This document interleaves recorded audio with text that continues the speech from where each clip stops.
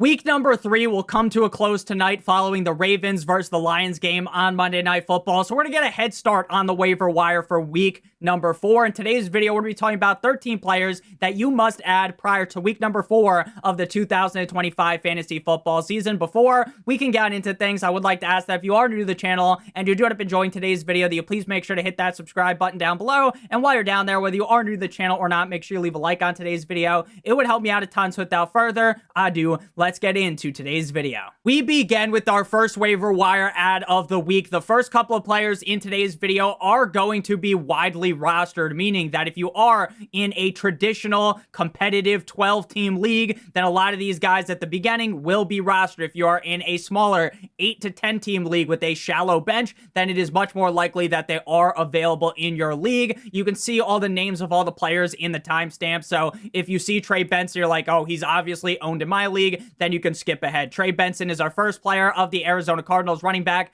going up against the Seattle Seahawks this week, 60% rostered on Sleeper, whether you're on NFL, CBS, ESPN, Sleeper, MFL, all the rostership percentages are going to be slightly different, though I will note in some cases for certain players, the rostership percentage could be vastly different from one platform to another. Now, Trey Benson is obviously a guy that you want to be blowing a lot of fab on. You want to be unloading the fab clip in order to get him, especially if you are a James Conner owner or are someone that is in need of a running back too. Trey Benson is a guy that we talked about in the summer as genuinely one of the best running back twos in the NFL, a very reliable handcuff that if something was to happen to James Conner, you would be feeling incredibly great about Trey Benson in your lineup. And sadly, something did happen to James Conner. He suffered a severe season-ending injury to his right ankle last week. Trey Benson will operate as the clear running back 1 in this offense now, and I feel great about Benson going forward. Sure, we will see some Amari DeMarcado in the backfield, but ultimately this is Benson's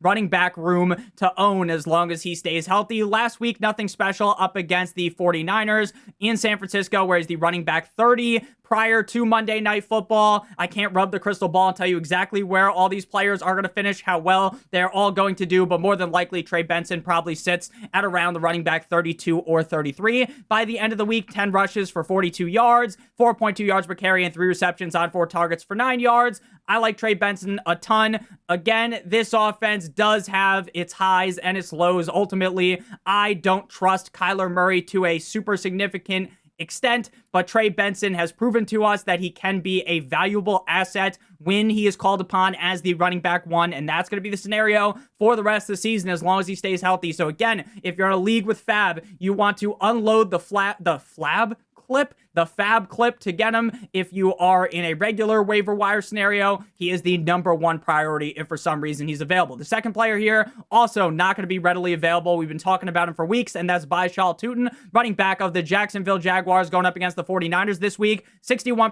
rostered on Sleeper, RB31 last week up against the Texans, 6 carries for 21 yards and a touchdown, as well as 1 target according to Sleeper. Tuten played 17% of the snaps. ETN played 54% of snaps, which is his lowest amount on the season, and LaQuint Allen played 30% of the snaps and didn't see a single touch on offense. So while I don't think you should feel very confident throwing Tuten out there and relying upon him to even get you 8-9 points week in and week out, if something was to happen to ETN, knock on wood, we don't root for injuries, then Bhayshul Tuten would be a premier handcuff. And if this offense moves closer to being a more 50-50 split with ETN and Bhayshul Tuten, I get T-Law kind of sucks. I get Liam Cohen definitely doesn't have these guys operating at the highest clip, but I do really believe that Bhayshul Tuten has big upside, and this offense has big upside if they start clicking correctly. So Bhayshul Tuten definitely should be rostered. Next up is Elic, Ayomanor, wide receiver of the Tennessee Titans going up against the Houston Texans in Houston. 50% rostered over on Sleeper. If for some reason he is still available in your league, you want to pick him up ASAP. Wide receiver 24 last week versus the Indianapolis Colts. 4 receptions on 5 targets for 38 yards and a touchdown. Back-to-back weeks with a touchdown. In terms of snap percentage via Sleeper, Calvin Ridley played 87% last week. Elic, Ayomanor 74%. Tyler Lockett in my pocket skirt, 54%, and Shamir Dyke, 41%. Ridley has the most targets on the team with 21. Ayomanor has 18, and then there's a very strong drop-off to Shamir Dyke with 10 receptions. Ayomanor has 10, Ridley has 8, Lockett has 5. The yards favor Ridley with 111, but Ayomanor is knocking on the door with 107.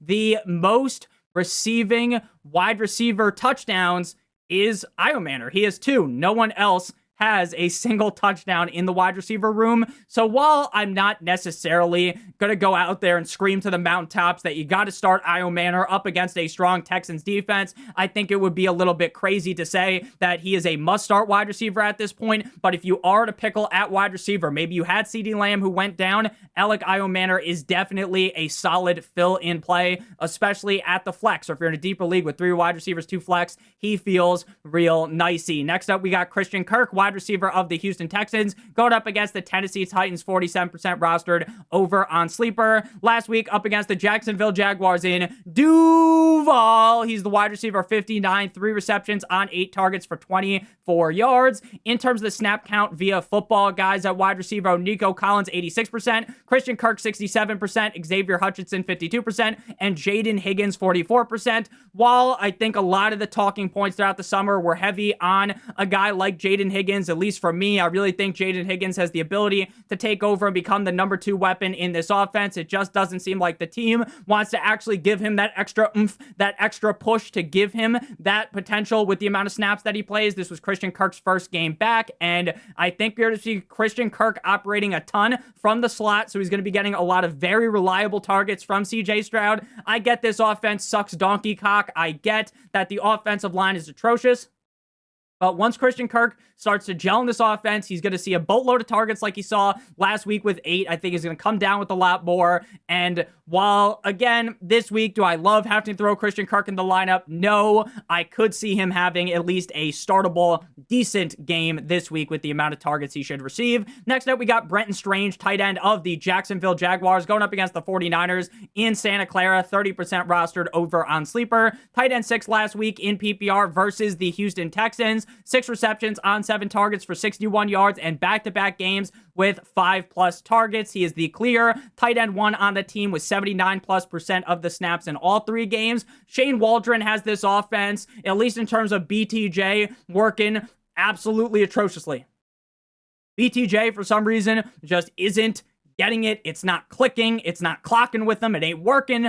But for a guy like Brenton Strange, he could end up being a very reliable asset. Even if the BTJ stonks, it's fucking Black Monday for him, right? Things are not looking great for Brian Thomas Jr., but things are on the up and up for Brenton Strange. Again, I don't trust Trevor Lawrence worth jack shit, but with a tight end position that has been so brutal so far this season, if I can just get 10 points out of a guy every single week, I feel good about them, and I think Brenton Strange may just be that guy. At number 6, we got Ollie Gordon, running back of the Miami Dolphins, going up against the New York Jumbo Jets on Monday Night Football, 34% rostered over on Sleeper. Now, last week was the week that we all wanted to see out of Ollie Gordon all season long, where the Dolphins don't just basically go with A-Chain strictly, they give the ball to Ollie Gordon as well. He looked good in that game as a Dolphins fan, running back 24 last week at the Buffalo Bills, 9 carries for 38 yards and a tug. Dolphins snap percentage via Sleeper, A-Chain played 77%,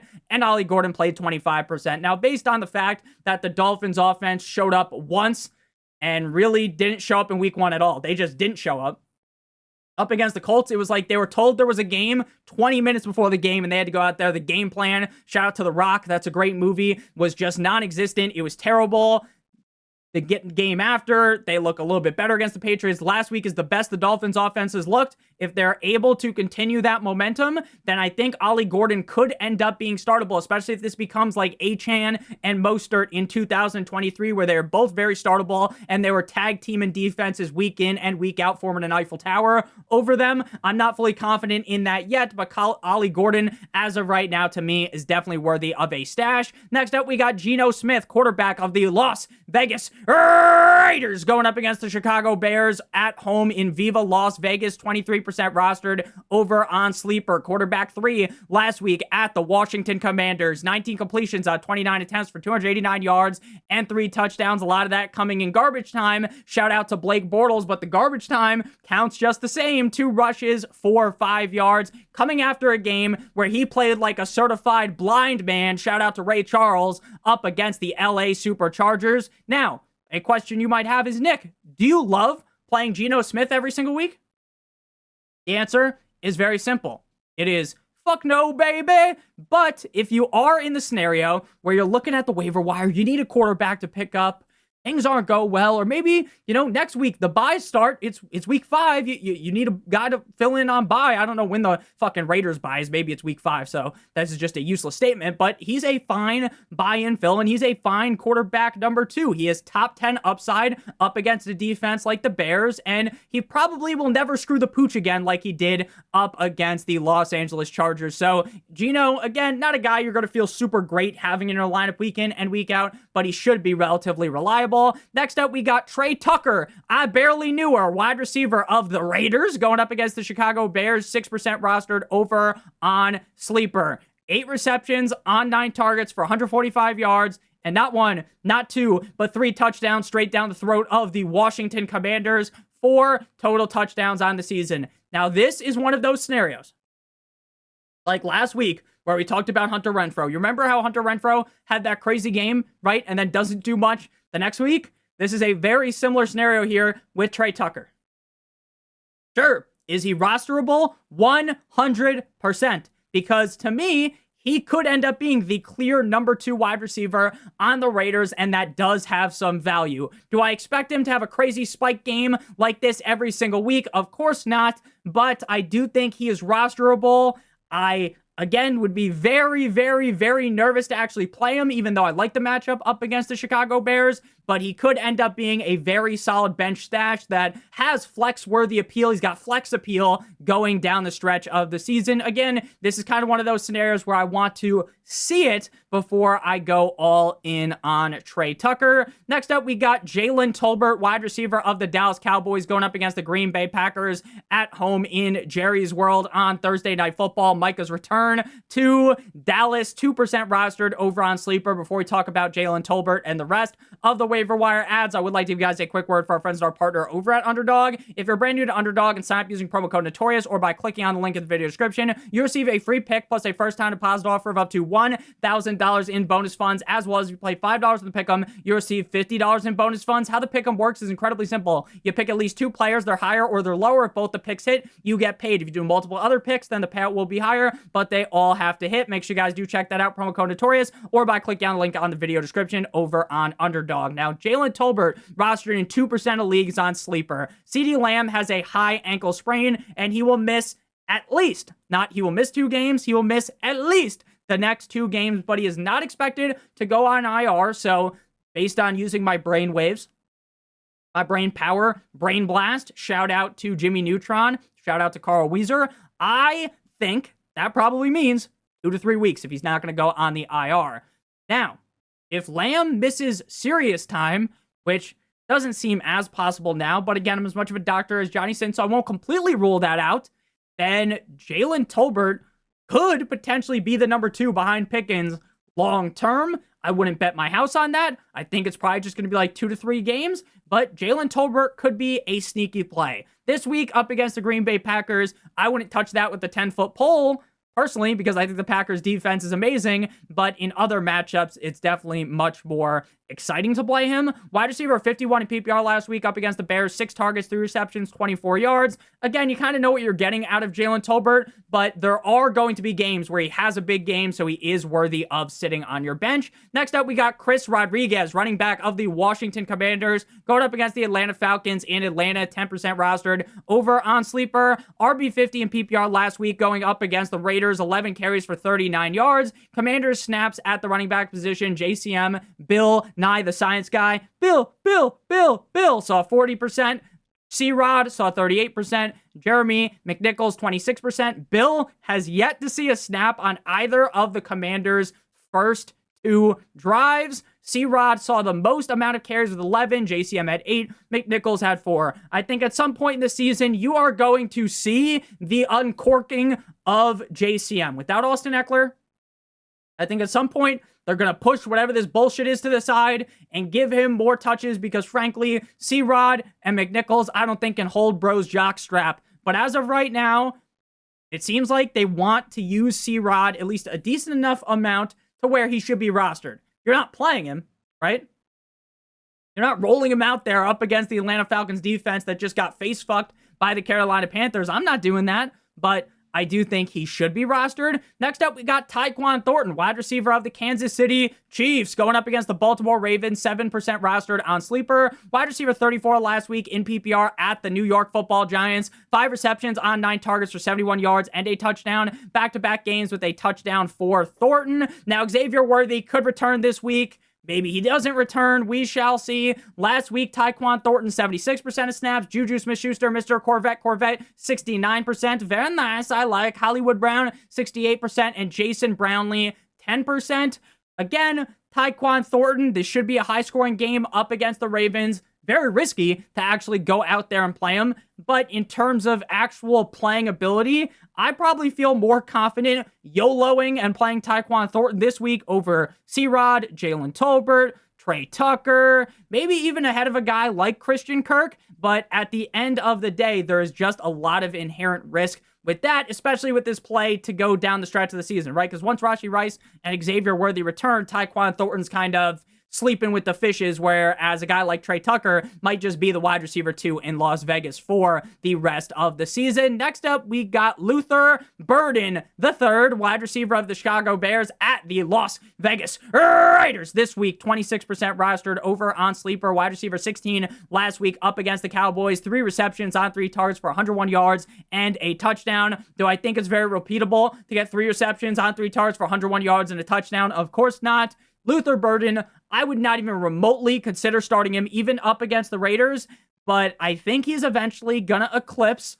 Olamide Zaccheaus. Last week, it was Rome playing 90%, DJ Moore 90% of the snaps, Olamide Zaccheaus 58%, and Burden 29%. He is a bench piece, right? Where there's big upside if something was to happen to Rome or DJ Moore, knock on wood. But if he does eventually surpass Olamide Zaccheaus and is playing like 60% of the snaps in positive matchups, you could feel confident enough to roll him out. Final guy is going to be Tory Horton. Here's a who, wide receiver of the Seattle Seahawks, going up against the Arizona Cardinals in Arizona. 8% rostered over on Sleeper. Wide receiver 24 versus the New Orleans Saints in PPR last week. 3 receptions on 4 targets for 32 yards and a touchdown. Back-to-back games with the touchdown. Now, based on the football guy snap count, he played 49% of snaps, JSN 49%, Cooper Kupp 54%, Jake Bobo 33%, but it is important to note that the second stringers came in because this game was a certified beatdown, a one-sided effort. The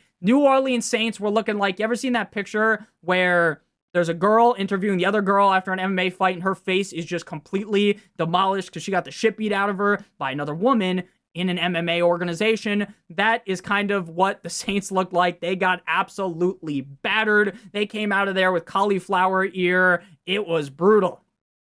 So Tory Horton, I think, is knocking on the door of quickly becoming the wide receiver 2. I just don't think Cooper Kupp is that guy. Again, he's a bench stash, not a guy you're rolling out there up against the Arizona Cardinals, a guy that you would just prefer to have on your bench. So thank you guys all so much for watching. If you did end up enjoying today's video, make sure you hit that subscribe button down below while you're down there. Whether you are new to the channel or not, make sure you leave a like on today's video. It'd help me out a ton. If you want to follow me on Twitter or X, please do so at NotoriousFNTSY. Check out one of the videos on our screen if you haven't seen them already. I love you long time. Hope you have a great one. And as always, good boy.